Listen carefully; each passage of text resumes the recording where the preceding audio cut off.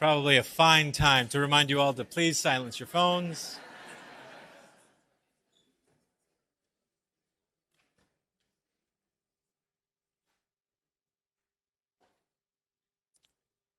All right. Good evening and welcome, friends, elected officials, community leaders, members of the public, here with us tonight watching on Facebook Live or streaming on the board's website. Today is Wednesday, May 6, 2026. The time is 6:32 p.m. and I call this special meeting of the Westchester County Board of Legislators to order. I'd like to note, for the record, in addition to participating in person, this board will continue to allow members of the public to participate in both our public comment session and public hearings remotely via our WebEx video conferencing system if they so choose. Additionally, our meetings will continue to be streamed live, recorded, and transcribed. Please rise as the Westchester County Police Color Guard presents the colors.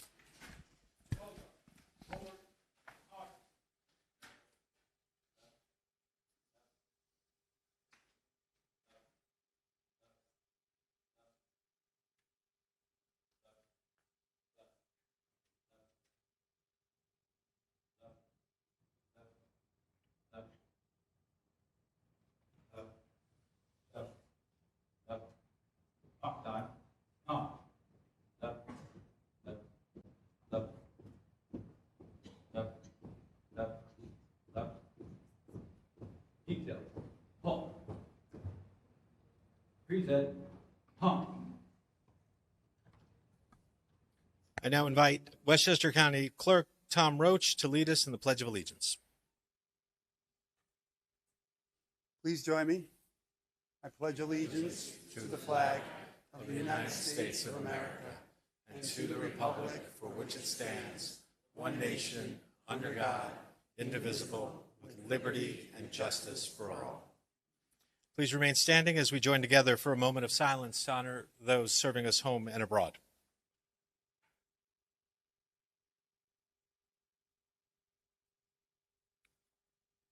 It is now an honor to introduce Sergeant Joetta Crump of the Westchester County Department of Corrections to sing our national anthem.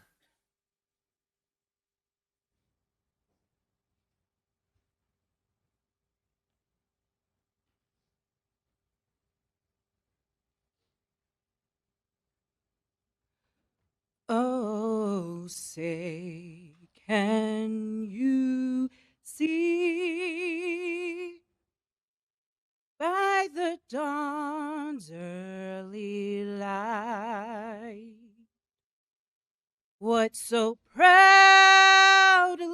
we held at the twilight's last gleaming, whose broad stripes and bright stars through the perilous fight o'er the ramparts we watched were so gallantly streaming, and the rockets' red glare,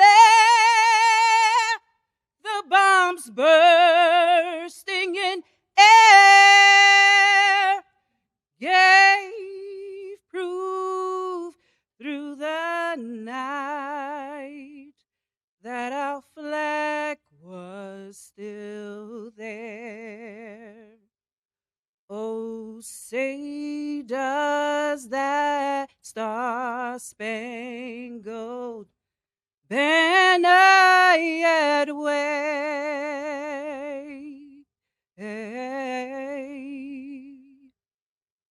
for the land of the free and the home of the brave?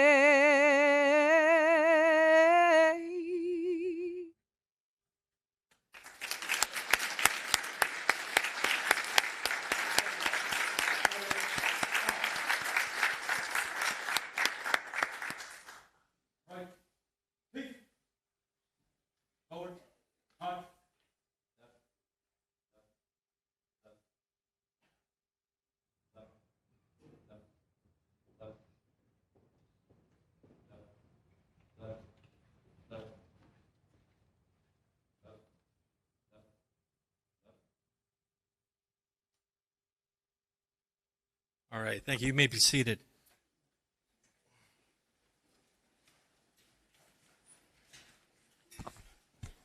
Tonight, we're very fortunate to have religious leaders from throughout Westchester here to provide some words. First, I'd like to invite Rabbi Leora Frankel, President of the Westchester Board of Rabbis and Rabbi at the Larchmont Temple.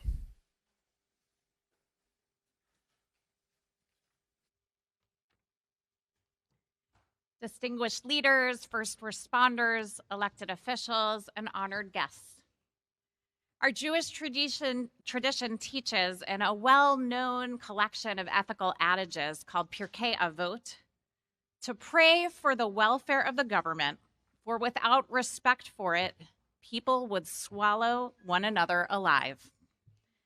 Some 2,000 years ago, the rabbis understood how polarized a society can become, how precious the rule of law, how essential those who daily work in this building and across the county, sustaining humanity itself. Today, we gather mindful of both the weight and the privilege of public service. Leadership is more than authority. It is a sacred trust, a covenant between constituents and those who represent them at every level of government. And this is no easy task. May our county executive, our legislators and representatives, our clerks and judges continue to be guided by courage without arrogance, conviction without cruelty, compromise without loss of principle. May those who serve seek not only what is politically expedient, but what is morally right and beneficial for the people and communities they represent.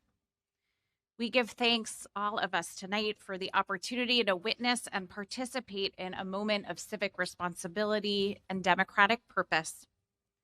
And to close with a Hebrew blessing for marking any sacred moment. Baruch atah Adonai Eloheinu melech haolam, shehecheyanu v'kiyamanu v'higianu lazman hazeh. Blessed, O you, our Lord, sovereign of the universe, who has given us life, who has sustained us, and who has brought us to this moment. Amen. Thank you. Next, I invite Arun Bhagirath, Hindu Temple, Tri-State and White Plains.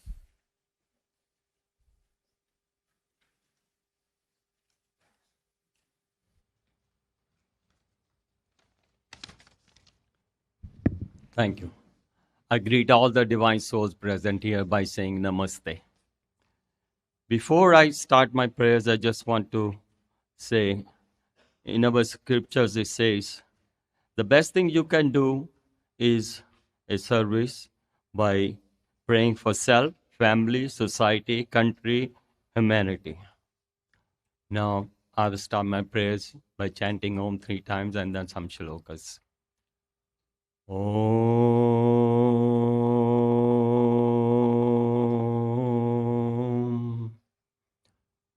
Om.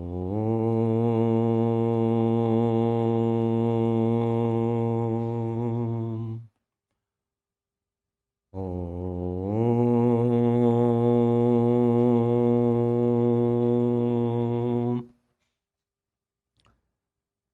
I pray that the official be blessed and any of the obstacles that come their way be removed.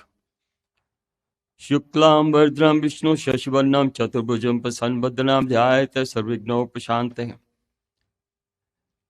They may be provided with all the knowledge to perform their duties to the best of the ability.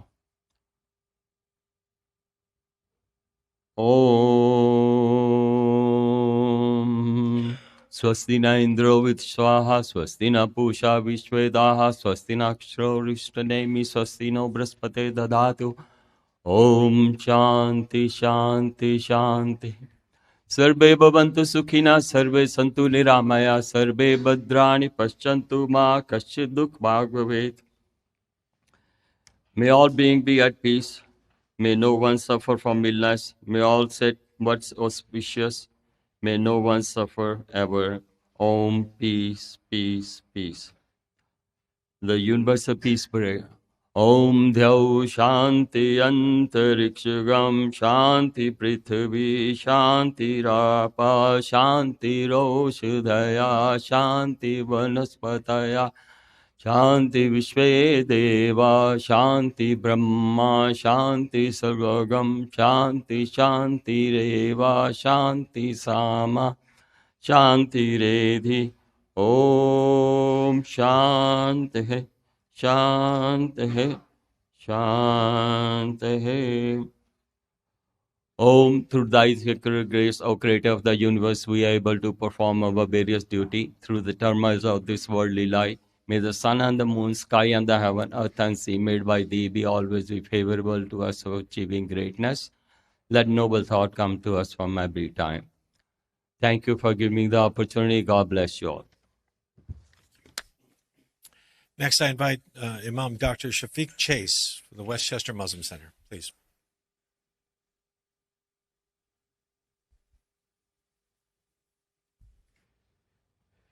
Distinguished leaders, fellow citizens, Assalamu alaikum wa rahmatullahi wa barakatuhu. May the peace and blessings of Almighty God be upon us all this evening.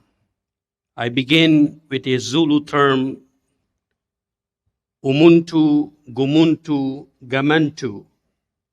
It means that a person is a person through other people.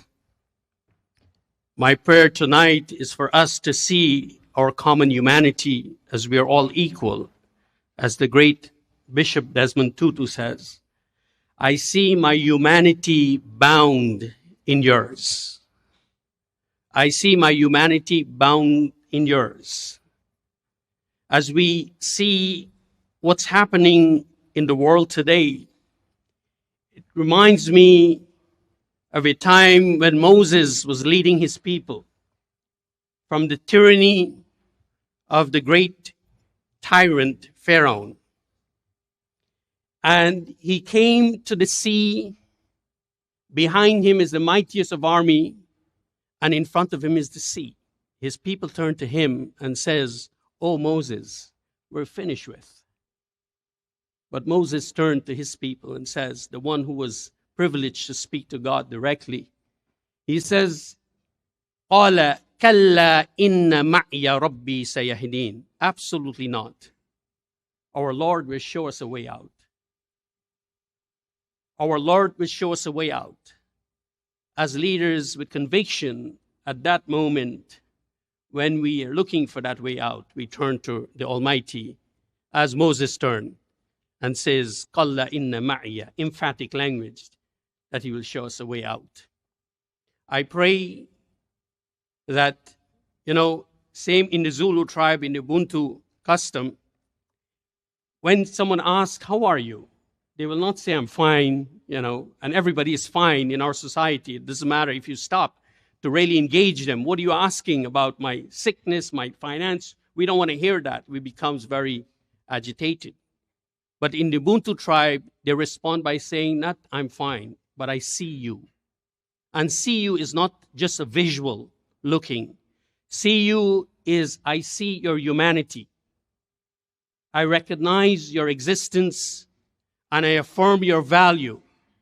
And they said by that spectrum and that pause is that we both become a fully human being. And in the world where we're living today, everything is that 30-second, window. We should stop and look at each other with meaning, that I see you. I see your existence, your humanity. And I affirm your value, that we are all equal in this hall. And at the podium of the church, or at the gavel at the table, we were all selected to be custodian of the people, to look at each and every one of us as equal in the eyes of God, that one God created all of us. And I close with the same Zulu tribe, the Ubuntu tribe, where the American anthropologist went there and he put a bag of candy in front of a group of kids, and he said, whoever get to that candy they will get the entire bag of candy. And he called the race, and lo and behold, what happens is every single child walked together to get that bag of candy. And when they get to that bag of candy, they share it with each other. We pray that Almighty God imbibed in our hearts that we all hold hands and go for that bag of candy. May God bless each and every one of you, and may God protect our first respondent and those who are serving our country. God bless you. Good afternoon. Next, I invite Reverend Kim McNair, Director of Faith-Based Initiatives, Office of Westchester County Executive, Ken Jenkins.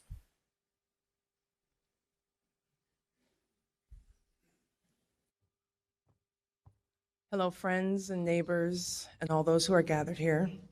I invite you to take a posture of prayer in whatever way that means for you. Lord, on this night, we give thanks for what has been, for the hard work and determination that have brought us to this very moment, and for the lessons that will carry this county forward. We lean with joyful postures into the expectation of what is to come, and pray that your glory continues to shine across Westchester. Fountain of wisdom, we ask that you never cease to guide us. Give all in authority the wisdom and the strength to know your will and do it. Help your servants from every floor of this building, every office of this building, all the offices throughout the county, to remember the call to serve people as proclaimers of justice. Strengthen their families. Provide them with rest. Sustain us as we lead with just love, abundant mercy, and continue to direct us to effect plans and policies that will reflect the humble state of our relationship with you. In the roster of your many abundant, glorious names, I pray. Amen.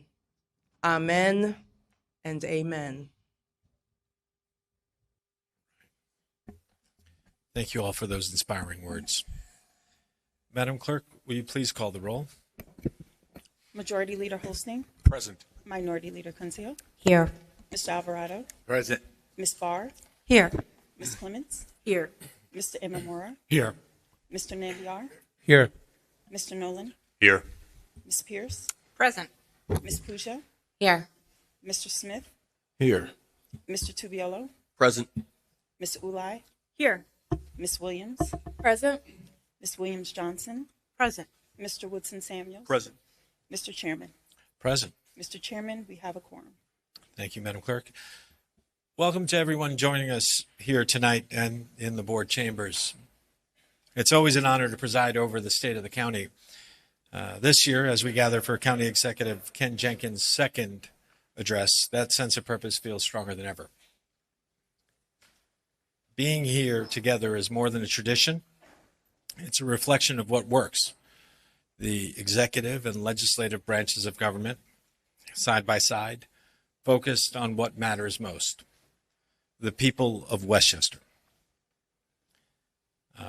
I'd like to acknowledge all of the elected officials present tonight, but the list is far too long to do it justice, and the Knick game starts very soon. So instead, I'd like to ask all elected officials, past and present, to please stand to be recognized.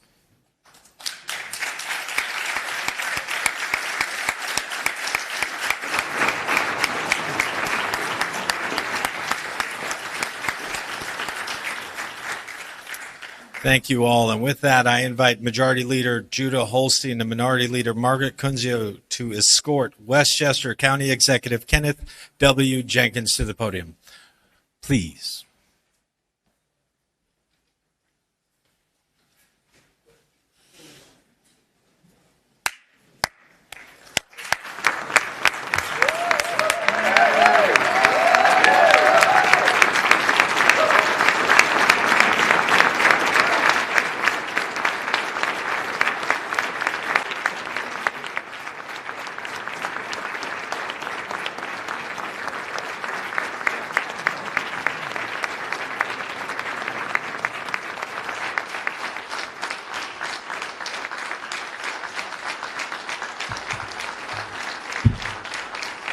All right. Good evening, everybody.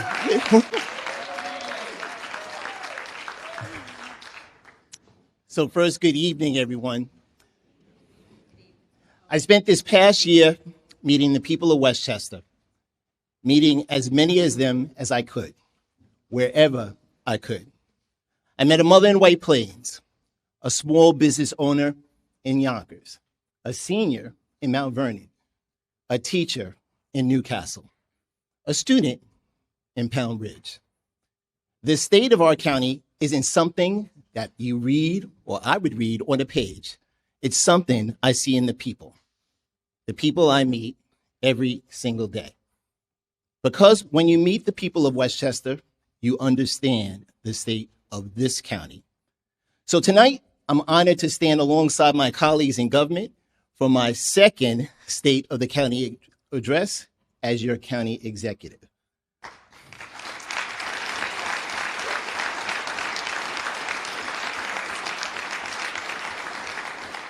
I'm proud to be in the People's Chamber, where the Board of Legislators and the public come together. Chairman Vidat Gashi, Vice Chair Terry Clemens, Majority Leader Judah Holstein, Minority Leader Margaret Kunzio, Majority Whip Shanae Williams, Minority Whip James Nolan, and all the members of the Board of Legislators, my friends. I extend my sincere gratitude for your leadership and the opportunity to address you this evening.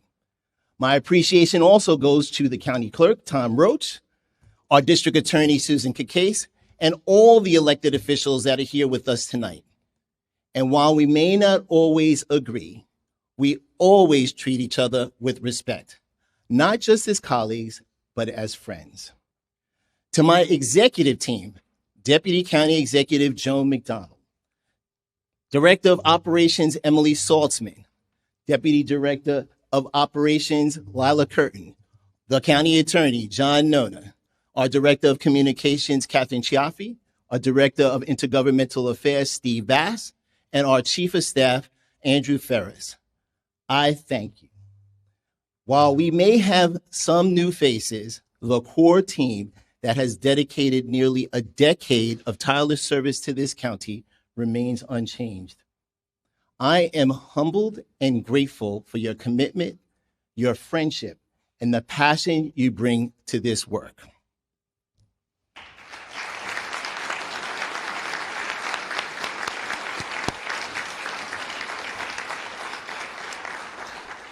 To the First Lady of Westchester, my amazing wife, Deborah Hudson Jenkins.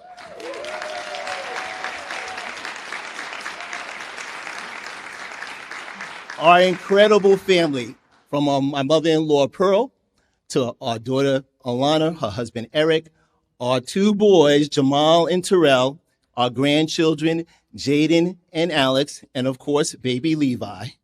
Thank you for your love and support.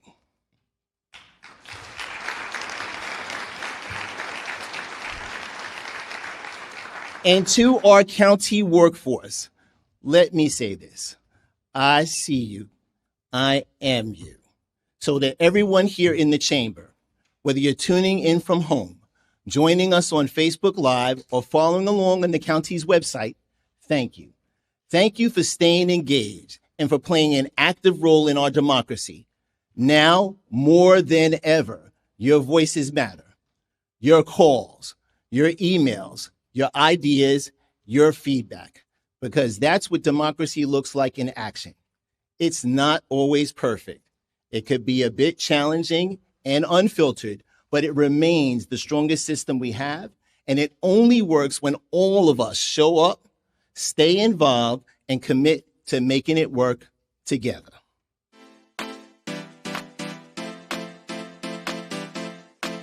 In Westchester County, they are looking to increase accessibility to affordable housing with a new portal. The new Home Seeker platform is the county's interactive website connecting families with affordable housing in the area. Can't return them to their loved ones or give them back the lifetime of opportunities that they sacrificed for all of us.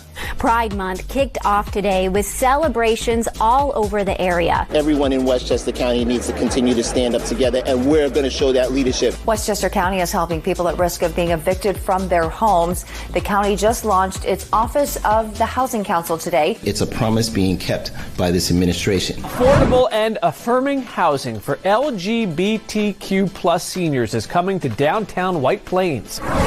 Well, the fight over playland is over. Westchester County comes out on top in a major legal decision about the park. It's so important for people to be able to come out and be able to have that quiet dignity and be able to reflect on family members and friends that they have lost. Westchester County Executive Ken Jenkins says he strongly opposes the idea of reopening the Indian Point nuclear power plant in Buchanan. Jenkins cites environmental risk years after the plant closed. It's 250 years in the making, and for all of us in Westchester, this is our kickoff for RevFest 250. Westchester was integral for our American history. Have a lot of live entertainment, reenactment going on. It's going to be fantastic.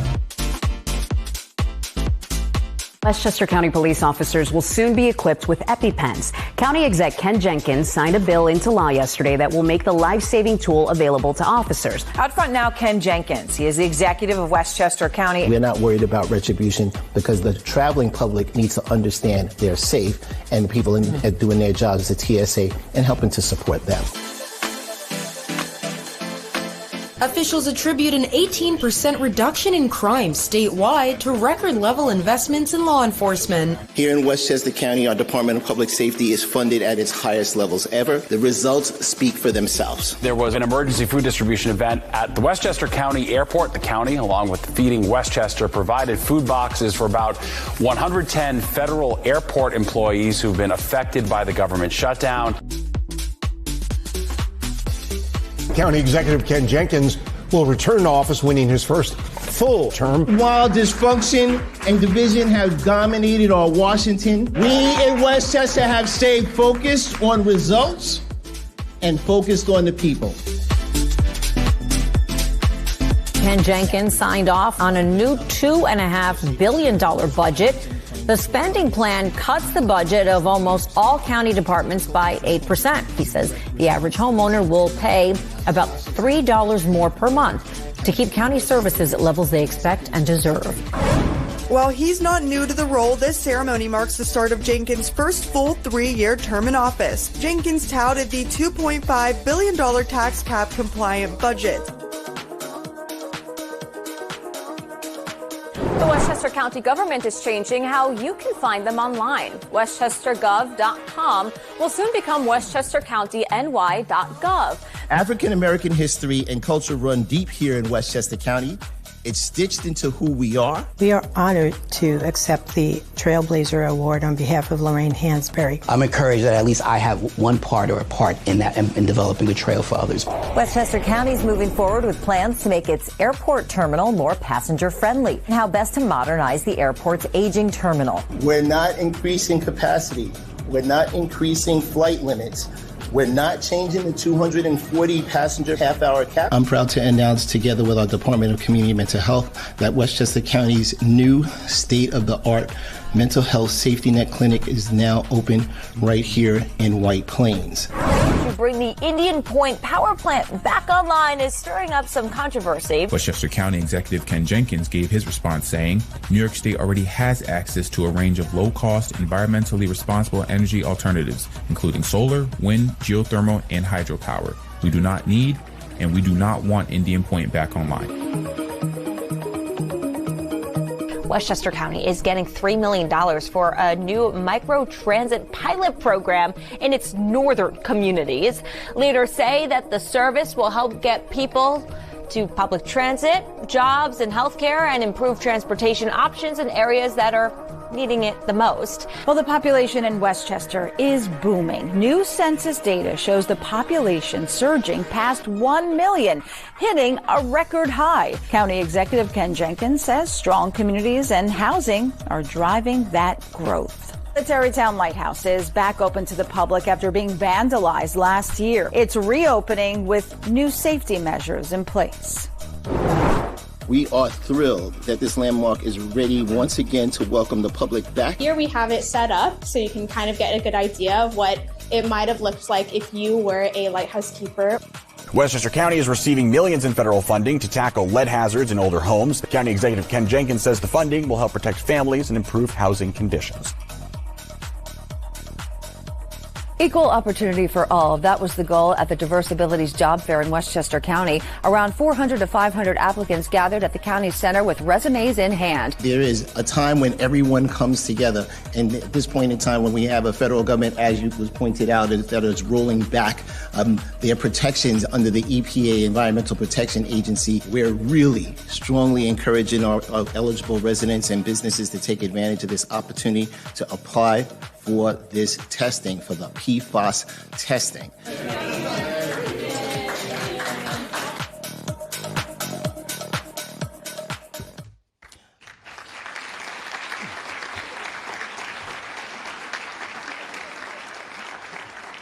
You know, we did a lot this past year, but there's still more work to do. This year, you sat across from me and you told me you love Westchester, but you're being priced out and you don't know how to stay. This year, you shared the fear and the heartbreak of watching your daughter struggle with mental health and the desperation of trying to find her the help that she needs. This year, you told me your energy bills have become overwhelming and that you feel squeezed and you're looking for someone, anyone, to stand up and fight back against Con Ed and NYSEG. And this year, you told me something that I take personally, that government sometimes feels distant and disconnected from your everyday life, from your real struggles. And I heard you. I carry those conversations with me. I'm here to tell you tonight that I have worked on every one of those issues and more. We don't have all the answers for you, but we're not done yet. Because when you ask what is the state of our county, the answer is you. It's your struggles, your resilience, your voices. And it's our responsibility to meet this moment together.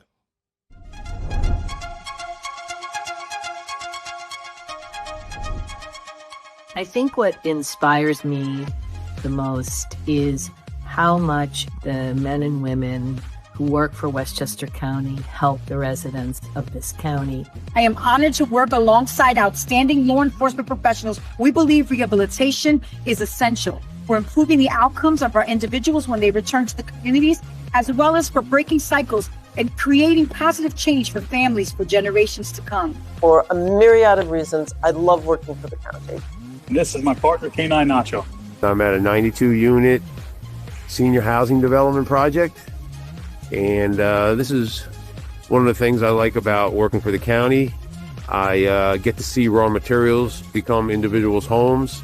It's a really good thing to see. One of the biggest highlights in the most recent years has been attending the Diverse Abilities job fairs and just seeing the faces on these young men and women when they acquire their first job for the first time. I think that keeps me going. It's wonderful to work for administration that really values inclusivity. I am inspired by the families who I work with. And just helping families get the help that they need and just being the preliminary part of that, it means a lot to me. And I love that I'm able to provide this service to these property owners. It makes an enormous difference in their lives, and that is what working for the government is all about, helping people, preserving our drinking water. I'm so proud of so much of the work that we do here. And it was really rewarding when I had the annual meeting with the parent to hear all of the progress that this girl has made, because I've been with her from the start. And we're here today at Fordham Graduate School of Social Service Job Fair to increase workforce development for older adults. I would say my whole department inspires me, whether it's encouraging me to go back to school or just asking me how my day is on a general basis. And I am inspired by the opportunity to work with County Executive Ken Jenkins and his entire team, because what we do every day is protect your water, your food, and prevents you from getting infectious diseases. And from my perspective, the programs that the county executive has put in place, the way he managed our budget challenges as we headed into 26, should send a message to all the residents here that we care deeply about this county and that we are committed to making sure we provide the programs and the services that are needed.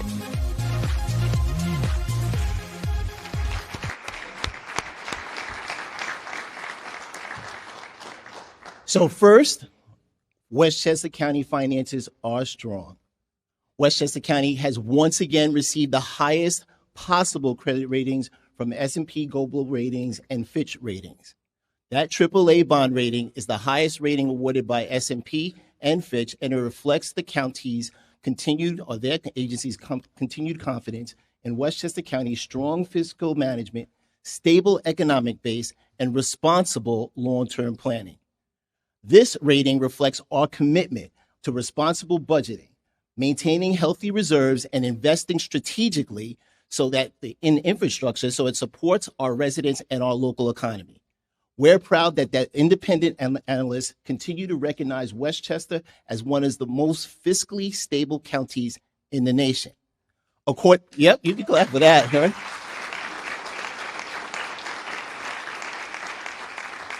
According to Fitch, the AAA rating reflects Westchester County's healthy reserve levels, strong revenue-raising flexibility, the solid ability to adjust expenditures when necessary, sound operating performance, and a general fund reserve policy that makes sure that we target at least 18% of our spending. And yes, in our budget this year, we raise revenue by raising taxes. No one likes that. I know, no, that's right, you can clap and say, no one likes that. But the truth is, no one takes that decision lightly, especially not me. And before we asked any one of you to do anything, we reduced our own budget. We cut our county workforce, as well as reducing every department approximately 8%. I made the promise to you that we would always lead with integrity and honesty and reality and not politics. And the truth is, it would have been irresponsible, truly irresponsible, for me to hold the line or cut taxes while the needs of our residents are growing every single day. Because behind every budget line is a person, someone who's counting on us for housing, for mental health services, for public safety, for support when they need it most. So it was not an easy choice, but for the average impact of $3 more per month, it was the right thing to do. And I really appreciate the overwhelming majority of the Board of Legislators supporting this decision.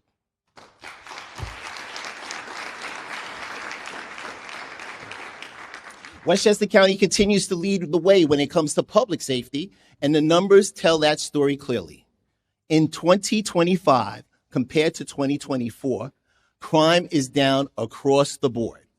Every single one of the 7 major index crime categories saw a decline, from violent crimes like murder, rape, robbery, and aggravated assault, to property damage and property crimes including burglary, larceny, and motor vehicle theft. Overall, index crime dropped by 17%. Violent crime saw an even more significant decrease, down 25%, and property crime is declined by 15%. Additionally,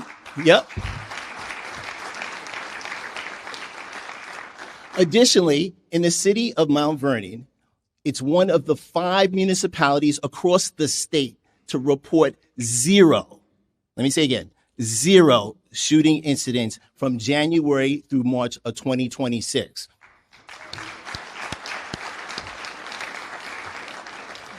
And this was highlighted by Governor Kathy Hochul as part of the declines in gun violence across the state. I was proud to host Governor Hochul to highlight these results and for her to see firsthand the impact of the state's multi-million-dollar investment in Westchester's public safety infrastructure. That funding is helping to modernize local law enforcement technology and equipment in the county's agencies. The visit included a live demonstration of cutting-edge tools and innovations purchased by the county's Department of Public Safety through the New York State's Law Enforcement Technology Grant Program. I want to thank our governor, Governor Hochul, for her leadership and understanding that fighting crime and keeping our streets safe requires both innovation and investment. I'm incredibly proud of the dedicated men and women in law enforcement who work tirelessly to protect the people of Westchester County, led by our Commissioner, Terrence Raynor.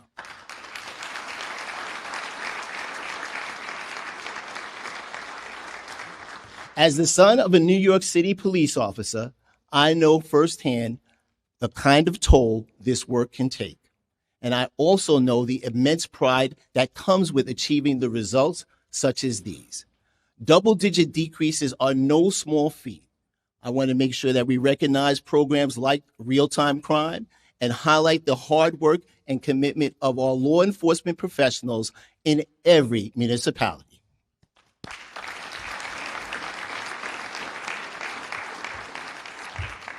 So from Peekskill to Yonkers, from Ossining to New Rochelle, we're taking real, tangible steps to address one of the county's most challenging assets and challenges for facing our residents, and that's affordable housing.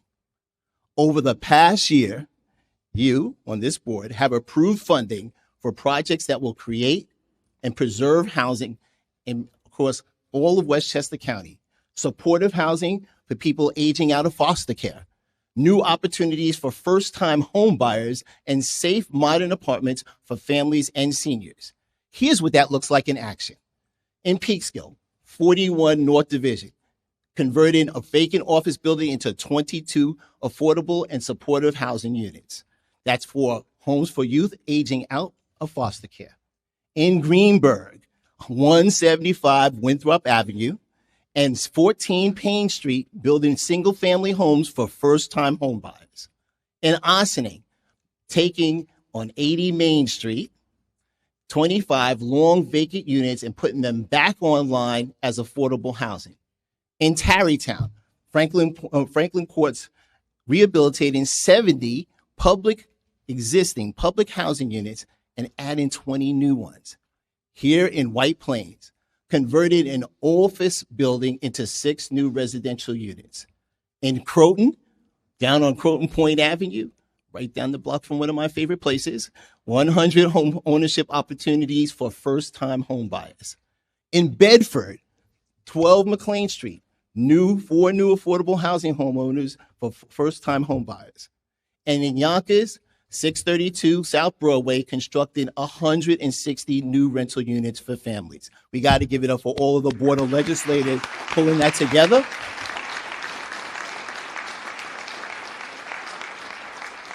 And we're doing that in a way that meets people where they are, with units serving residents across a range of incomes and those from working families striving hard as they can to stay here. Because at the end of the day, this work is more than about buildings. It's about stability. It's about opportunity and ensuring that every resident has a place to call home in Westchester County. And we have to thank our Commissioner of Planning, Blanca Lopez, and her team for their continued work.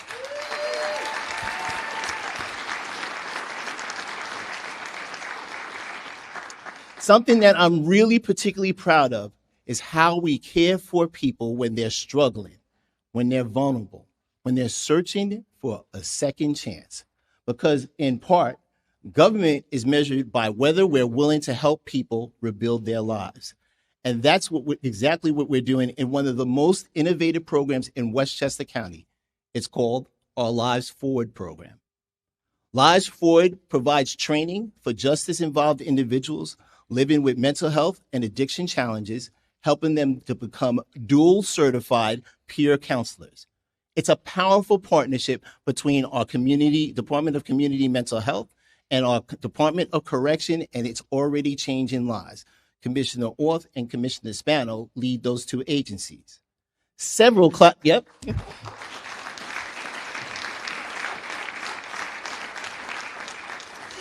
classes have graduated, but tonight we're really honored to highlight what success truly looks like. Alfredo Rodon is with us this evening.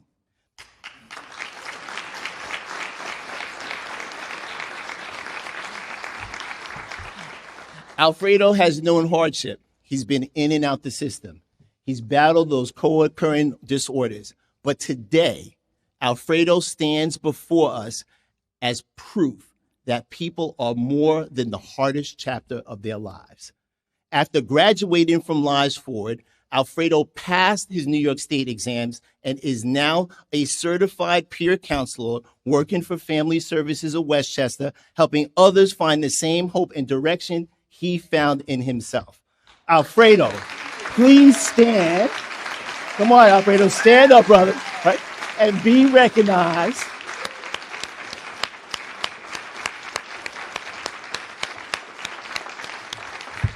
And I'm going to ask our DCMH Deputy Commissioner Joe Glazer to stand as well. And while she can't be with us, First Deputy Commissioner from Department of Correction, Nori Padilla, their leadership, their commitment, all pulled this together. Let's give up another round of applause for all of them.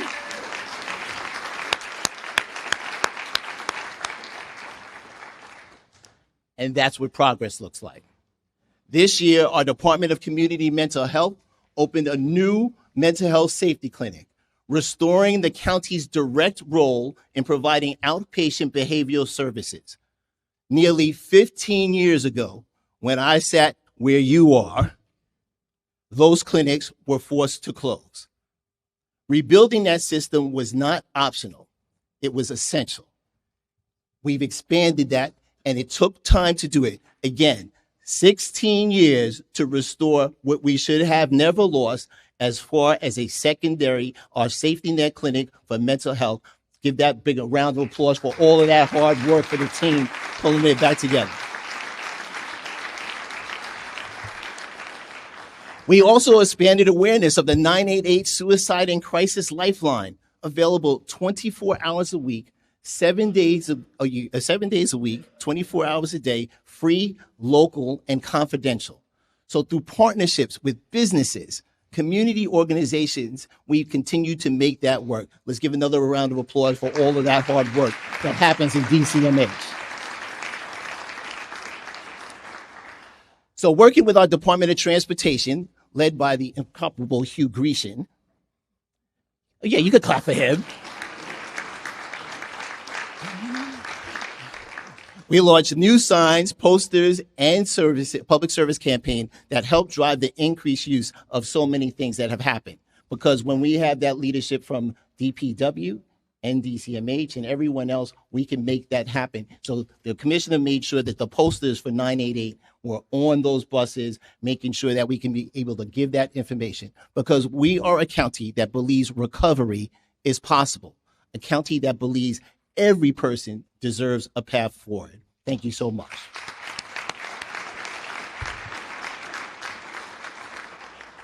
But we're growing, and we're growing smarter. We're growing and attracting investment, and we're building a county where businesses want to be and people can build lasting careers.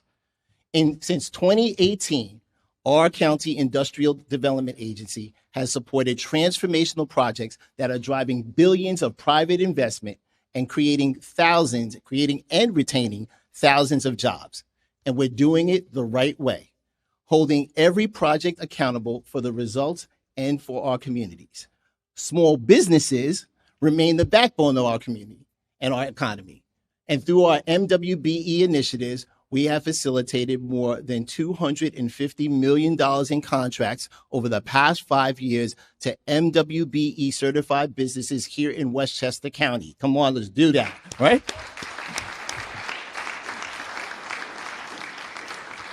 And we continue to invest in our workforce like never before through projects like Connect Westchester, our countywide job and resource fairs, and we continue to help residents gain the skills they need to succeed in today's economy and connecting them directly to employers that are hiring. We are all supporting that next generation of companies through efforts like Element 46 Technology Accelerator, helping entrepreneurs start, scale, and stay here in Westchester.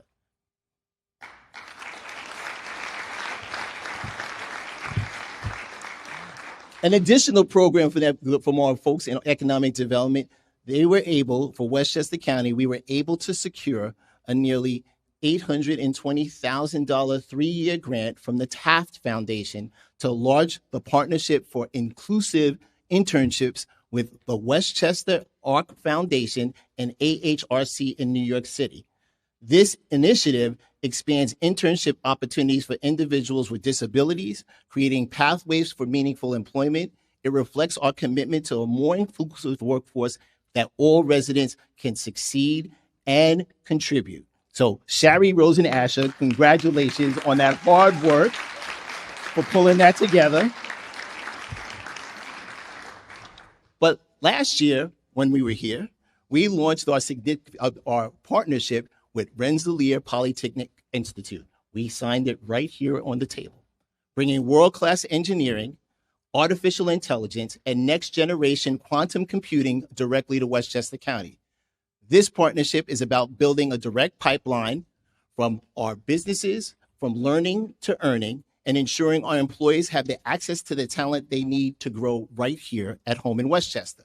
This year, Bonnie Bloomer was appointed to partnership representative for RPI Westchester, serving as a direct link between RPI and Westchester County employers to expand talent, training, and innovation opportunities.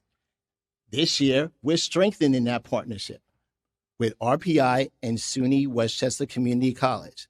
We recently had the approval from the State Department of Education for SUNY Westchester Community College, that a new degree completion program that creates real pathways for residents to advance their education and careers.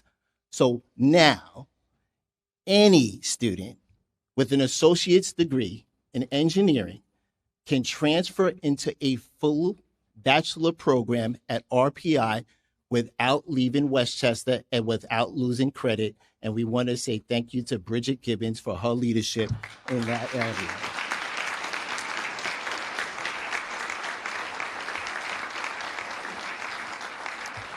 But let me be clear. While we're proud to partner with institutes like globally respected institutions like RPI, we are equally proud that we have outstanding colleges and universities right here in Westchester that are shaping futures every single day. Institutions like Pace University, Mercy College, Iona University, Sarah Lawrence College, and my friend Michael Stiper from SUNY Purchase College, all of them producing talent, driving innovation, opening doors of opportunity for students across our county. Let's give it up for all of our institutions. But I didn't name them all because we would have a little bit longer time, and somebody told me the Knicks game is on. Those partnerships extend beyond higher education. Westchester County is also proud to work closely with organizations like the Business Council of Westchester and the Westchester County Association, who are critical partners in driving economic development, supporting local businesses, and strengthening our workforce pipeline, shaping the workforce of the future and our future economy. Let's give it up for both BCW and WCA. Because here in Westchester, we're not waiting for the future to arrive. We're doing that educating and doing it right now. So we have some more things to do. Westchester County recently released its waste reduction study. Not this waste. We already saw this study and it confirmed what we already know. We are leading in Westchester County when it comes to sustainability, but it also challenges us to do more. With a recycling rate that exceeds 50%, well above the state average, and robust infrastructure in place, from our material recovery facilities to food scrap, yard waste programs, we built a strong foundation. Now, with a clear forward-thinking strategy, we're now setting our targets on the next set of New York State goals with an 85% recycle rate by 2050. Let's give it up for our commissioner, Vincent Kopicki.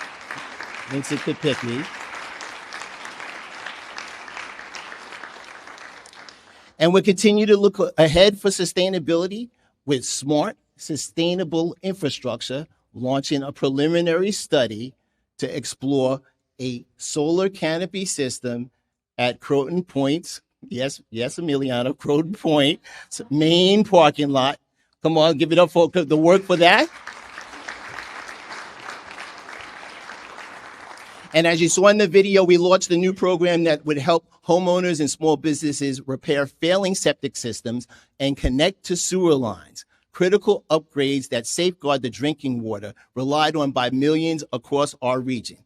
With up to $49,999 in interest-free support available, we're easing the financial burden while protecting that vital resource for generations to come. Without Erica Lang Pierce, we would not have gotten this done with our state partners. Give it up for our colleagues on the state government that helped pilot that program for us and make sure that our drinking water is as safe as possible. This summer, you're going to see something across the entire country. You're going to see Rev 250 everywhere. And Natasha Caputo tells us that we're going to keep doing this work. And I know we're proud to announce Westchester County is going to help bring history to life in a remarkable way.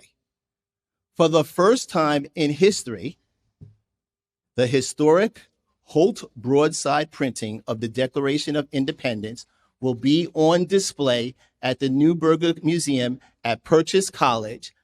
Yes, this rare and extraordinary document, one of the earliest printed versions of the Declaration distributed across the colonies in 1776, will be exhibited right here in Westchester through the end of the year. Let's take a look at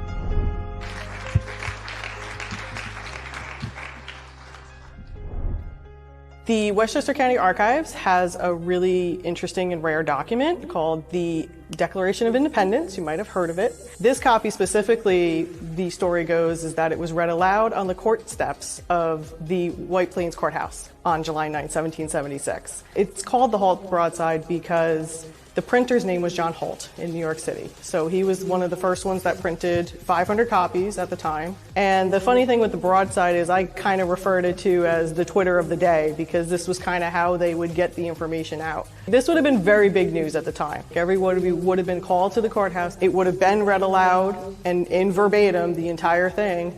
In terms of monetary value, it's priceless. If something ever happens to it, you can't go back in time to 250 years ago and get the document back. But in terms of insurance purposes, we actually had the document appraised by a local appraiser named Stuart Lutz, who was on the show Pawn Stars, and he gave it a retail replacement value of $2.2 million. This copy is one of 5 surviving copies, and our copy is actually in really good shape for being 250 years old at this point. And now we're actually able to do something with it through NIST, which is the National Institute of Standards and Technology down in Washington, D.C., and they are building a case that is going to be environmentally controlled. The encasement is the most important thing right now for the Declaration of Independence. It will be housed in an aluminum and titanium encasement filled with argon and helium. Inert gases helps the preservation of this document, and it will also have ultraviolet glass donated by Eastman and has an advanced technology system. NIST actually monitors this continuously, making sure there's no leaks. It's very cool that we live in a time now with technology that we can create a case that has its own little environment in it, and it's able to be movable and you can take it places. The reason why we're working with NIST, because they're the only ones in the country that have the background and the knowledge of creating that exact case as they have in the Smithsonian and the African American Museum as well. We want to preserve history. We want to make sure that this 250-year-old document lives another 250 years or longer. It went through so many different channels and so much hard work to make sure that it is protected. For me, I feel very honored to be able to work with this document and to have the privilege of being one of the caretakers of it. I know here in Westchester, one of the big things we're doing with our Declaration of Independence is the Neuberger Museum is putting on an exhibit with Westchester 250 about the Revolution and the 250th celebration. To have the document visible and be available to the public, to bring the school kids and show them in person, I think it will be a really great thing for Westchester. This is a document that needs to be seen. It needs to be read, not on a printed piece of paper, but in person. It's a document that you read and you feel every word that's written. It should mean something to everybody. And that's how I feel every time I see it. It's like you're in awe, like I'm a part of history.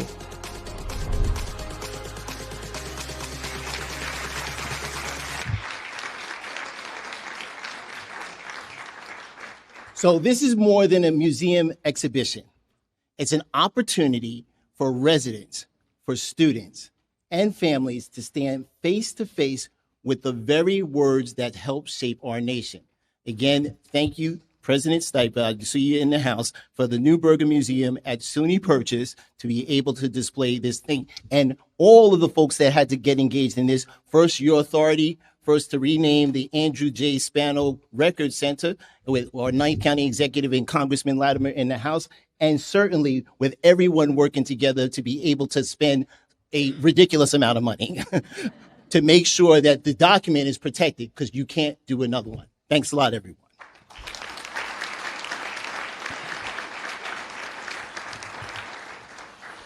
But as we approach the 250th anniversary of our nation, we need to take a moment, not just to celebrate, but also to reflect. Because our story as a country did not begin 250 years ago. It began long before that, with the people that first called this land home, long before the clock on those 250 years even started. And it's in that spirit of reflection and recognition, earlier this year, Westchester County, the Board of Legislators, took an important step forward by purchasing the historic Ward House in Tuckahoe.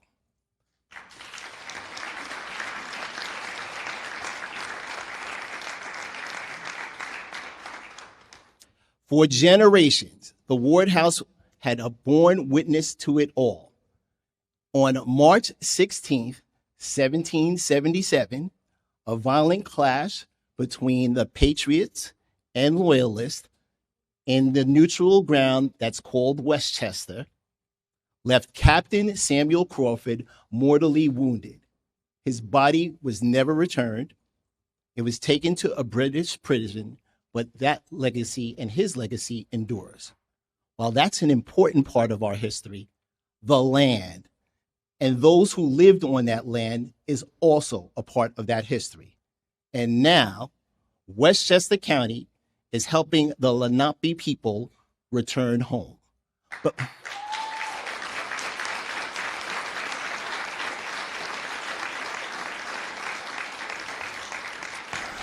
Because as we look ahead to the next 250 years, we do so grounded in the full truth of our past and committed to preserving it for generations to come.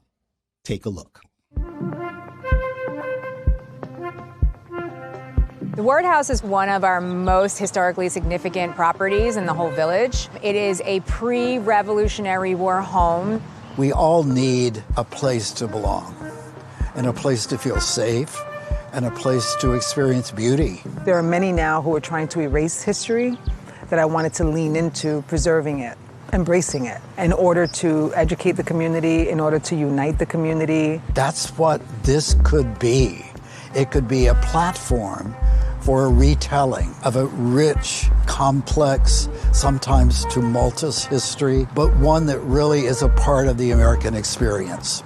The Ward House played a significant role in the American Revolution. There was an actual skirmish right here. Every year we commemorate the spilling of blood here with Samuel Crawford Day. I'd written to the county executive asking him if they would purchase the Ward House because we were at risk for losing it and for having it torn down. And he graciously agreed to do that. The county really stepped in at the most perfect time because we can honor the 250th anniversary of the American Revolution and also reimagine what can be with this home and honor the people who were here before. Having an opportunity for a homecoming, for a place to welcome our community when they come to visit, when they come home, is a beautiful dream and a rich blessing.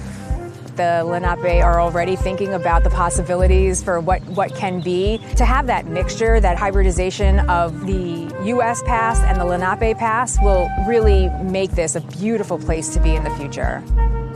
Very few people have a real understanding of the whole ecosystem and the whole civilization that once flourished here and had been flourishing for at least 10,000 years. Tuckahoe, as many, I'm sure, residents know, is an actual Lenape name for a vegetable root. Tuckahoe is one area of an entire homeland or territory called Lenapehoking that in the south begins in the state of Delaware, in the north all the way to the Catskills, all of present-day New York City, certainly Westchester. Thousands and thousands of years in a beautiful culture that was in perfect harmony and in perfect relationship with the land, the air, the water, and seeing the white violets, the green grass, those are relatives. And I feel that when I'm here.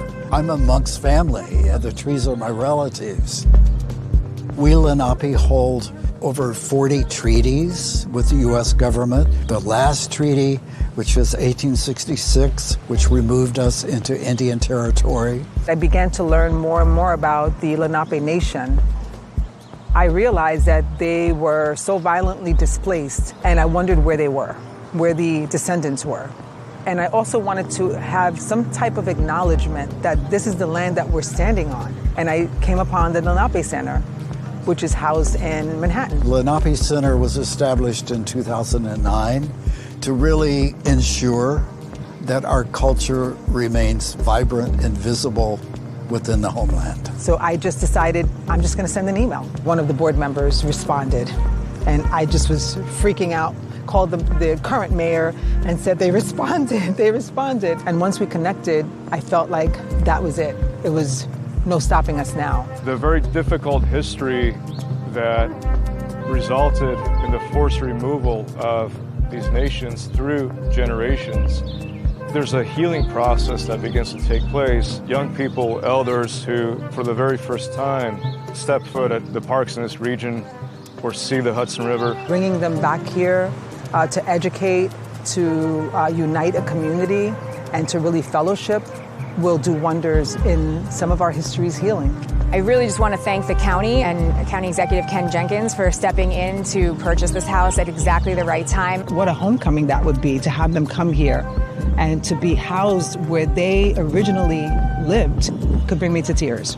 I'm wearing traditional bandolier bag, which I made in the 1990s, was the first bag to come home to our community. The next year, another community member had made a bag. I think it speaks to the power of art. It creates new forms and new voices that come back to the world. There's so much here in Westchester County just waiting to be told. And that's what this place can become, a real gathering place for people. Wanishi, thank you. It's a big, generous thank you. It's a big hug. So when you say Wanishi, you're expressing that generosity and that care for people. Well, let's get to work.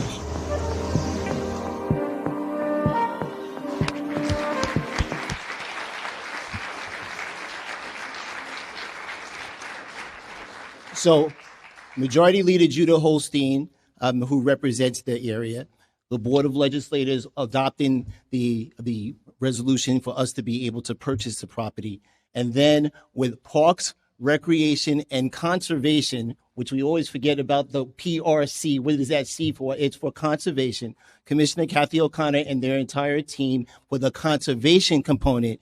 We're going to continue to make that happen. Every day we have emails from Westchester County. And I'm not sure you ever look at the bottom of them because most people don't get down there. But on every one of them, it says we are on Lenape property. That the Lenape Native American family was here. And this is an opportunity for us to say to them, welcome home.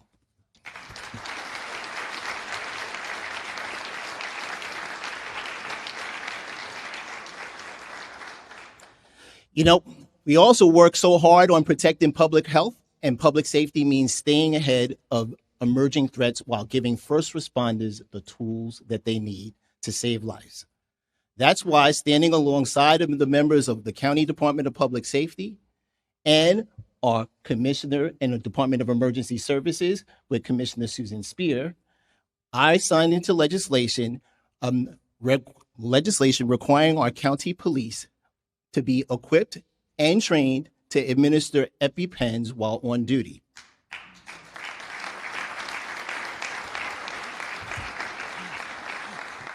Mr. Chairman, this law that you have named here from the Board of Legislators, the Giovanni Cipriano Act, honors the memory of Giovanni Gio Cipriano, a 14-year-old New Yorker who tragically died after unknowingly consuming peanuts in a trail mix. Our officers are usually and often the first ones on the scene during those emergency calls, and this new law ensures that they can respond immediately to severe allergic reactions when every second matters. We're also taking action to protect our young people from dangerous and deceptive products. I announced legislation that would prohibit the sale of e-cigarettes and vaping devices looking like everyday items like highlighters, pens, USB drives, drink containers, toys, and backpacks. This proposed law would ban the sale or transfer of these deceptive devices, escalating fines and violations, and authorize the Westchester County Department and Board of Health to enforce this measure. Hopefully, we'll get that through with the Board of Legislators' assistance. Commissioner Shirlita Amler and the Department of Health will continue to do this work. And as we just saw today, that we had an FDA approval of something we have fought so hard on in the state of New York, which is flavored vapes. So they have reversed that. We in Westchester are moving forward, and we're going to protect our residents.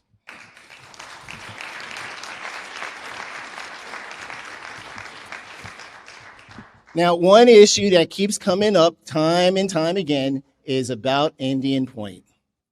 Let me start with this. Government did not close Indian Point. Let me say that again, because sometimes people forget. They're like, you should reopen it. We're like, we didn't close it. Entergy closed Indian Point after a requirement to build a $2 billion cooling tower to protect our environment. So let me be clear one more time for the folks in the back row. Opening a new power generator at Indian Point is a hard no.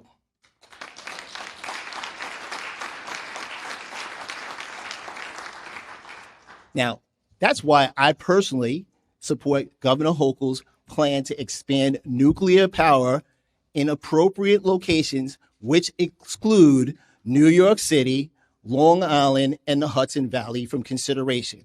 We have access to a range of low-cost, environmentally responsible energy alternatives, including solar, wind, geothermal, and hydropower.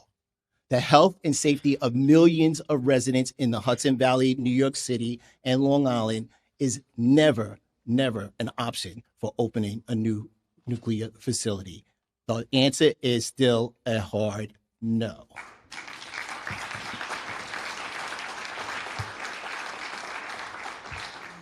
We continue with our public safety because it continues to be one of our top priorities for Westchester. Our Department of Emergency Services plays that important role in our public safety for firefighter and EMS training, 911 fire and EMS dispatch, and preparing for emergency and major events. In 2025, the Fire Training Center provided over 174,000 hours of training, from entry level to fire officer, along with specialty classes required and designed by Westchester instructors. The EMS division trains county employees and communities groups in CPR, stop the bleed, and other first aid. Our 60 control and 911 dispatches received over 277,000 calls in 2025. They provided fire and EMS dispatch for 52 fire departments and 28 EMS agencies. And now we're preparing for next gen 911, bringing the state-of-the-art technologies to further improve our dispatch capacities. Let's make sure that we say thank you to Susan Spear and those folks in emergency services, as well as our friends in public safety for the work that they continue to do. This year, we saw a member of the chamber, Mr. Chairman, our colleague Richard Wishney, retire as Deputy County Executive. And we miss Richard. We know where he lives, and he knows he's just a phone call away. But with Richard's appointment and retirement, I was really proud to appoint Joan McDonald, Deputy County Executive,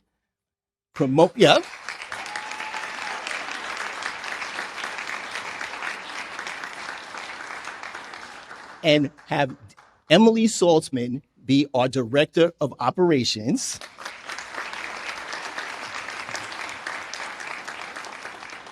And Lala Curtin being appointed our Deputy Director of Operations. All of these appointments reflect extensive leadership across local and state government, their long-standing commitment to public service, and being part of that team that has kept things going almost for 10 years together. I am so proud of all of them. All right.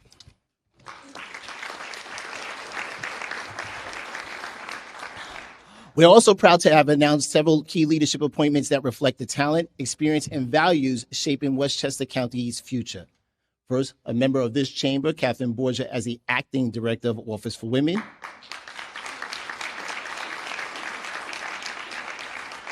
Karen Horowitz as the Director for the Office for People with Disabilities. Reverend Kim McNair, the Director of our Faith-Based Initiatives. Stephanie Perez, who is our administrator. Stephanie has fan club back there. Stephanie Perez as our administrator of the Westchester Office of the Independent Office of Assigned Counsel. And Gina Bernardo Picanich as our acting director, our acting commissioner of human resources. This year, we had a big upgrade to how you pay to ride on the Beeline bus. Omni fare scanners are on the Beeline fleet, marked a major milestone. Now the Beeline bus system has been fully adopted into the MTA's contactless fare payment system. The reality is that we live on our phones, and Westchester deserves a transportation system that works the way that people do today. So having installed Omni across our entire Beeline fleet is not just about making transit easier, faster, and more reliable for riders, but it makes sure that we have access for everyone.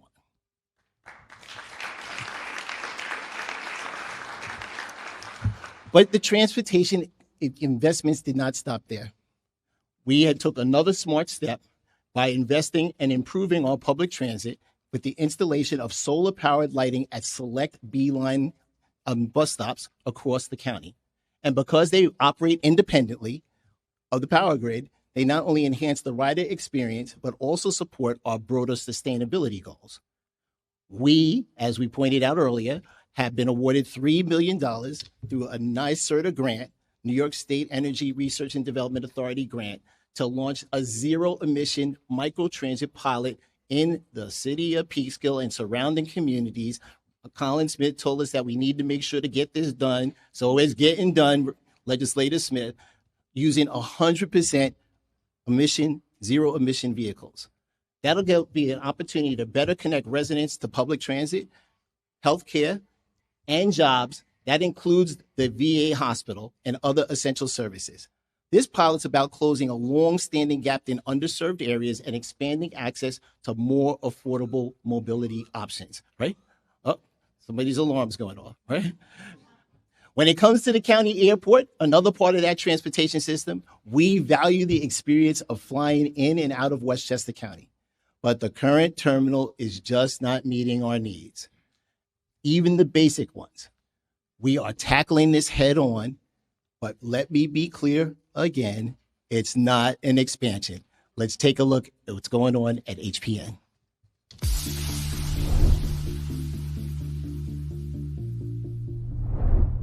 Westchester County Airport is getting a major upgrade. County leaders shared new details on the makeover. This is about being able to sit down before your flight, and it's about using the restroom without stress. Again, it's not expansion, it's modernization, and it's overdue. I spend a lot of time naturally inside of the terminal, and I witness things that are not right and things that we will correct. Passengers love flying through Westchester County Airport because it is convenient and because of the destinations that the airlines serve.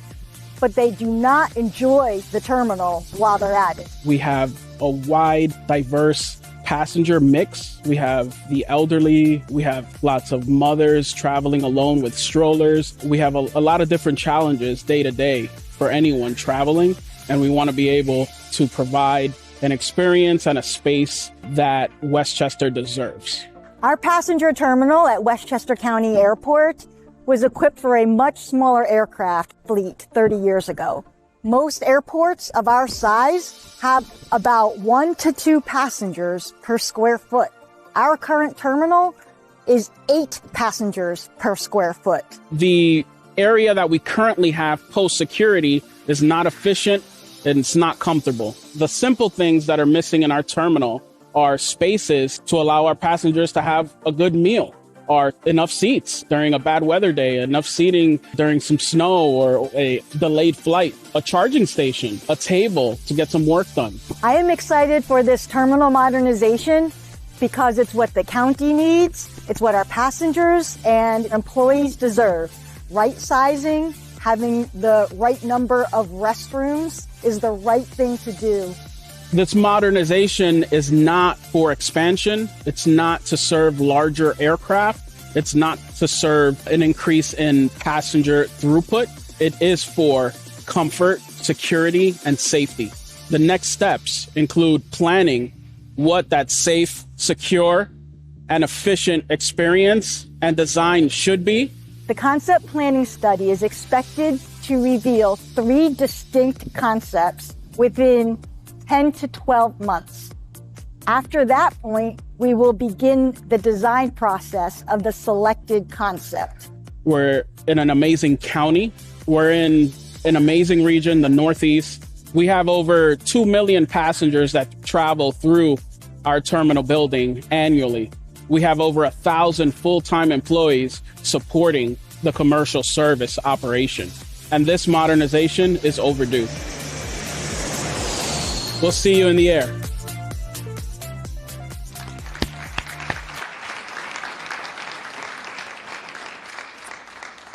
We want to thank, certainly continue to thank Hugh Grecian and our Department of Public Works and Transportation. Certainly, Legislator Barr, thank you for being there and your continued leadership around the airport, because it is your district to make sure that that happens, but it's so much impact for so many people.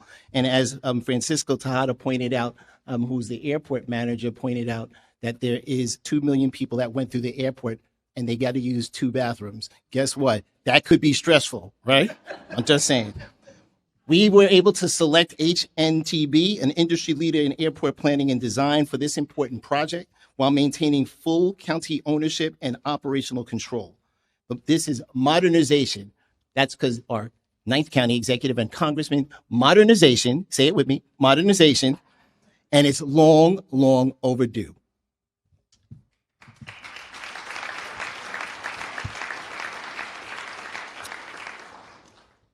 Since launching in July of 2025, after a tedious path to get to the place that we needed to kick off, our Office of Housing Counsel, led by George Asante, has become exactly what all of us envisioned: a lifeline for residents facing housing instability, a central hub for help when people need it most. In less than a year, the office has helped prevent 282 evictions, keeping families in their homes and providing stability when it matters most. Beyond that, we've prevented 369 households from entering the shelter system, either by stopping evictions altogether or giving families the time they need to find a safe place to go. In every case, we're not just solving a moment, we're creating a pathway forward. connecting 282 households to trusted community housing providers. This is what it means when we talk about building a system that works for people, not just reacting to the crisis, but preventing it.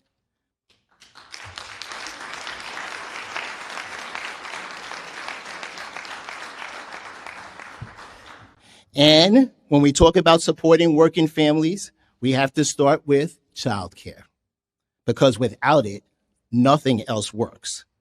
That's why our child care scholarship program is so important. Every one of the legislators here supports that child care scholarship program, and we have our fingers crossed while our friends in the state budget continue to see if we can have additional dollars to come to that program. But in 2025, we helped 406 families, supporting care for 559 children, giving parents, especially moms, the ability to go to work, stay in school, and provide for their families, and with peace of mind. So in 2026, we're continuing that momentum. So far, 232 families, 301 children, real people, real lives, moving forward because they have somewhere safe and reliable for their children to be. And this is more than about childcare. It's about opportunity.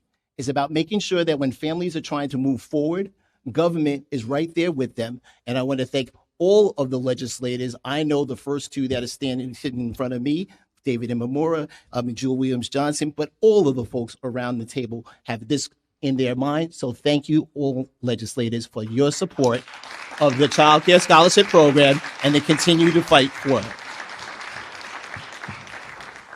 Tonight, in recognition of National Correctional Professionals Week, which is this week, I knew you knew that, 3rd to the 9th, I would like to highlight the dedicated professionals of our Westchester County Department of Correction, led by Joe Spano.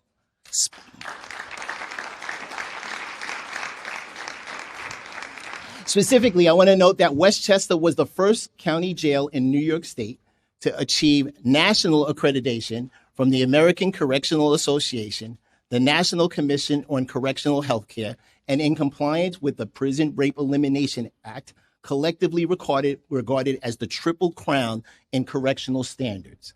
These distinctions reflect the commitment, the professionalism, and expertise of our county correction workforce. Congratulations again. Thank you for the hard work.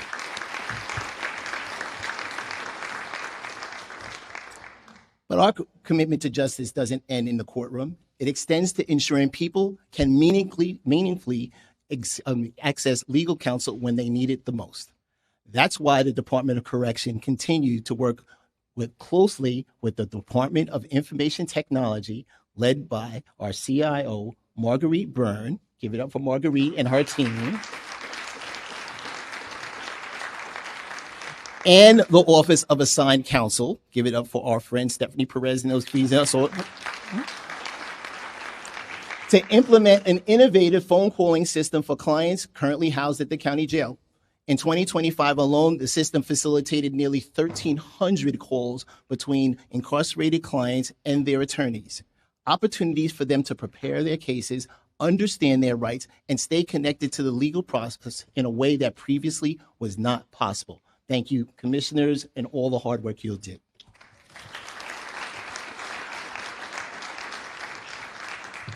But that commitment continues on. Every time we think about navigating through government, it's trying to make the government county services easier and simple to navigate.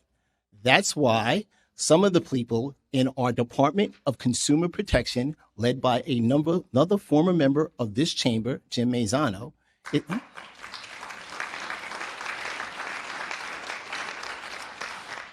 is now offering, if you really believe this, office hours by appointment. Yes, clap for that, right? It was a thing. To make sure that we better serve residents and contractors seeking assistance. This new option allows individuals to schedule time for one-to-one guidance on matters such as contractor license applications, document review, and other consumer protection services. Appointments can be made online through links provided in the contractor license materials or by calling the office directly. And this is about meeting people where they are, providing personalized service, reducing delays, and helping applicants move through that process more efficiently. Thank you, Jim Mazzano.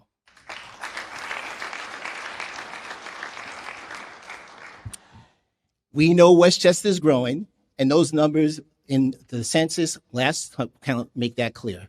The new census estimates say our population has reached a record number of 1,015,743 residents, marking the largest increase of any county in the state of New York between 24 and 25.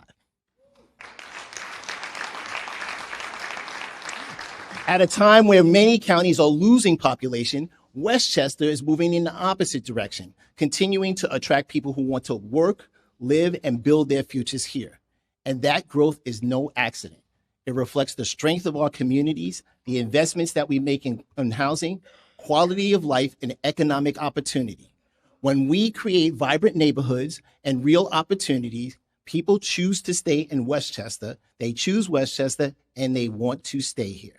So let's keep that momentum moving on our next census, and it's going to be a little challenge, and that's why I appointed the Deputy County Executive, Joan McDonald, to lead our census efforts coming up, going into the next census track.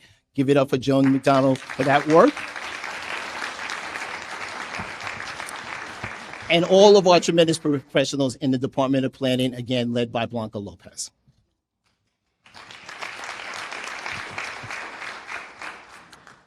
So, as we continue to move forward, and we are active on social media. Who is also on the social media tip? Okay, we all are. We're really active on social media, but we did not stop there. In Westchester and our communications team, we launched a refreshed My Westchester newsletter for the outside and a new internal newsletter, Westchester at Work, to keep our Westchester residents and our workforce informed, engaged, and united. We also took our weekly briefings that many of you have come to, thank you, and we changed them and transformed them into This Week in Westchester, the podcast, bringing my weekly updates, because you can't have enough of me, directly to residents in a way that, in a format that fits their modern life. And now we're even going deeper with Westchester Explained, a companion podcast that gives residents a clearer understanding of the why behind the work we do every day. On the go, on demand, available platforms like on Apple Podcast and on Spotify. And at the same time, we've taken an important step to strengthen the trust and transparency by officially transitioning our website to westchestercountyny.gov. And that move to the Gov domain is about clarity, credibility, and public confidence, ensuring residents know they're accessing official, secure information.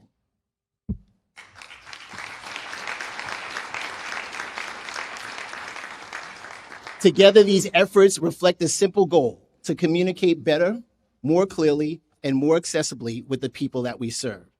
And building a family-friendly county means recognizing the needs of parents and caregivers in everyday life. That's why, Mr. Chairman, I was proud to sign the Diapers Act. Diapers Involve All Parents Regardless of Sex Act. Diapers.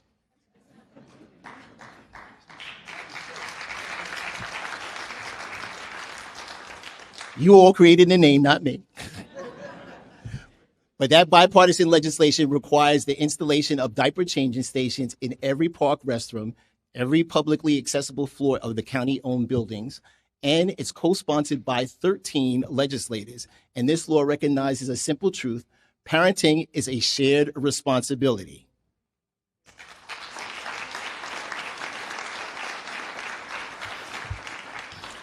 And while we're investing in families, we're also investing in the places that make Westchester special.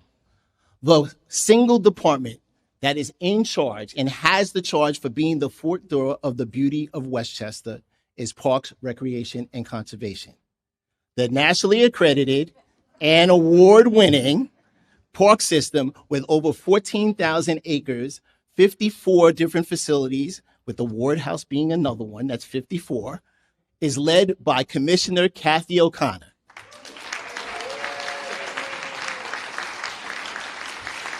So Kathy is retiring at the end of May. This is going to be her last State of the County. Come on, stand up, Kathy. Come on.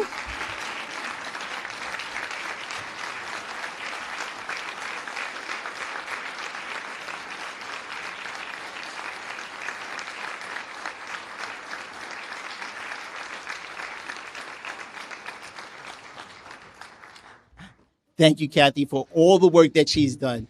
And I know that we are going to continue because we know where she lives too, right? But the truth, again, is that Kathy O'Connor has been a tremendous, tremendous advocate, leader for parks, recreation, and conservation. We certainly are going to miss her.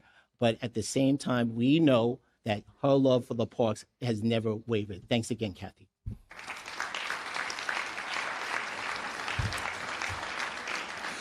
One of our recent items that we did, we had restored public tours at the historic Tarrytown Lighthouse. They returned, reopening one of our most iconic waterfront landmarks to residents and visitors alike.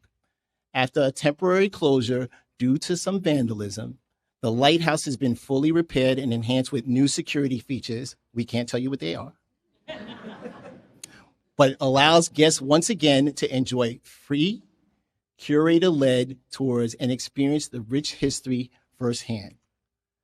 But the park that we have the most is not the last, and it's definitely not least. It's Playland.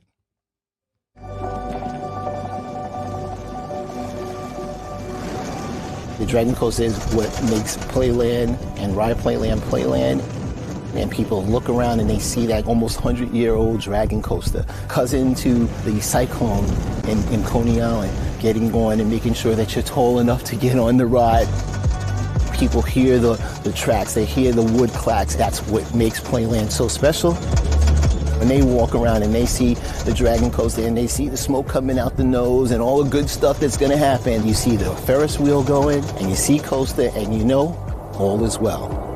We're still working on the tail and the head, the wings and the legs. The work on the Dragon Coaster structurally is completed, and we're completing the work on the trains right now. We'll be ready for opening day. I am so excited. The 12-year-old me is like looking forward to reopening the Dragon Coaster because that is the hallmark for this particular park. Over the 30 years that I've been engaged in government, the best thing to do is listen, try to figure out something together, slowing things down, giving us a little more opportunity to dig down further and to be able to engage with those people wherever they are. That's been, I feel like, a secret sauce, but it is part of who I am, and it's always been that way for me. What that looks like in Westchester County is no matter which community you are in any of the hamlets, in the towns, the villages, the cities, on every kind of platform, whether it's on social media or going out and visiting, it doesn't matter where you are. We're going to meet you where you are. Hey, sir. Yes, how about you? So what work can you do? I'm the painter. Is a labor of love? Yeah. The creative folks that are around, all of the professionals, the 4,500 plus employees of Westchester County, those people that get up every day to try to make sure that something is better for someone. My job is to make sure that we remove roadblocks and get things out the way to let those professionals do what they do. Being able to live, work, and play, go from their full life cycle, from when they went to school and then go into college, etc., and come back and grow. In Westchester, they don't have to worry about little things like where the wastewater is going to go, where the water is going to go in a flooding situation, where they're going to be able to drive back and forth on a county road. So how much have you changed? We've changed a lot.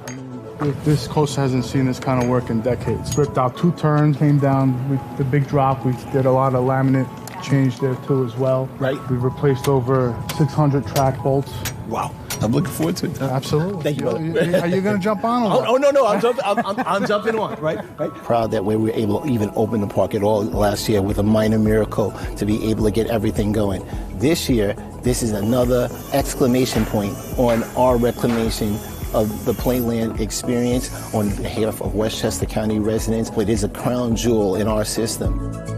Playland Amusement Park, being able to look around and see everything, the beauty, whether it's at the beach, whether it's at the pool, whether it's in the Children's Museum, the lake. This is our park, and it's your park. We're working hard every day on their behalf. And yes, there's up and downs in doing that, but for me, there's way more ups than there are downs. And at the end of the day, for Westchester County, we are in a great, great place. We have such an exciting year this year. We have all of our staples. Our Heritage Days are kicking off with Revolutionary 250. Everyone is so proud in being able to pull together as Westchester residents. And Playland is that iconic piece that brings it all together. And that's why we're here. And that's why we're going to continue to meet people wherever they are in Westchester. She's ready to go, and you're the first drive. I thought it was me and you on the first All right, well, both of us. We're looking forward to having an outstanding year, and people are going to meet me on the Dragon Coaster.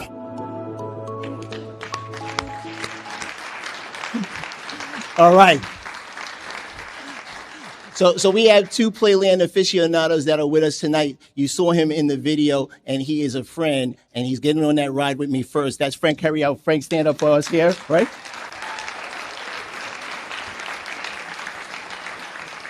And anytime I think about Playland, and I remember the call I had with him last year, after I talked to Commissioner O'Connor, and I said to Peter Tartaglia, I said to the first Deputy Commissioner in Parks, Recreation and Conservation, where I know his heart is and where he started from in Playland, I said to him, I'm like, yeah, we're going to open this park, right? And if I got to do it for free, we're going to do it.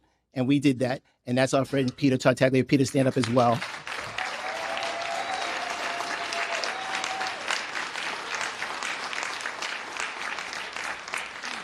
And because we know where it is specifically, I've got to give a shout out to my brother over there, Legislator Anant Nambiar, who now represents, but I know Catherine Parker is in the House as well. So you have both parts of the puzzle for Playland, and Anant Nambiar and his work continues on. And with us tonight is the chair of the Friends of Playland, and that's Robin Lattimore. Robin, stand up for me if you're huh?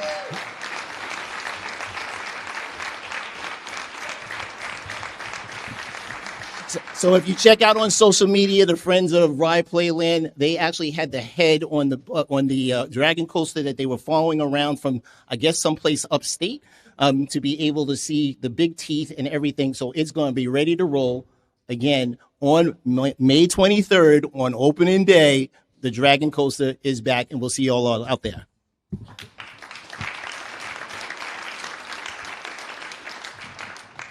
So you know what?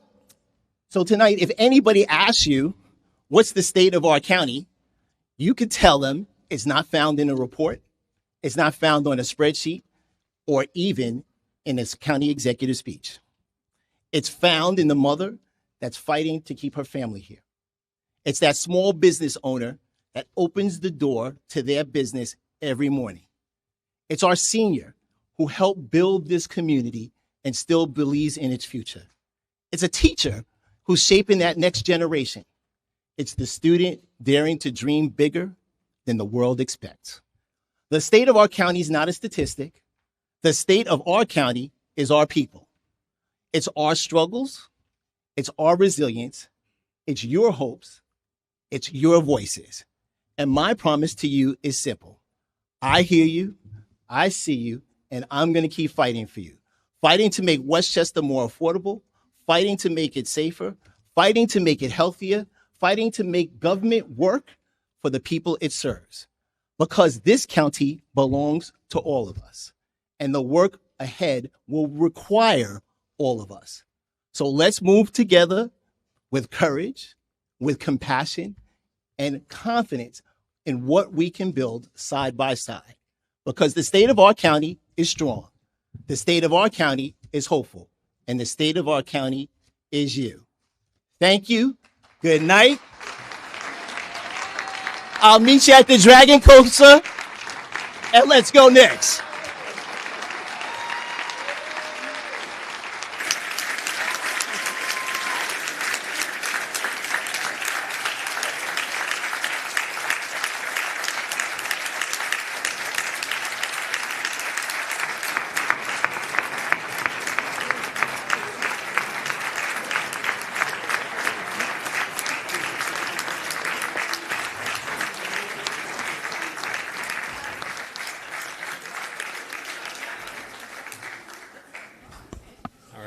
Majority Leader Holstein, do you have a motion on adjournment?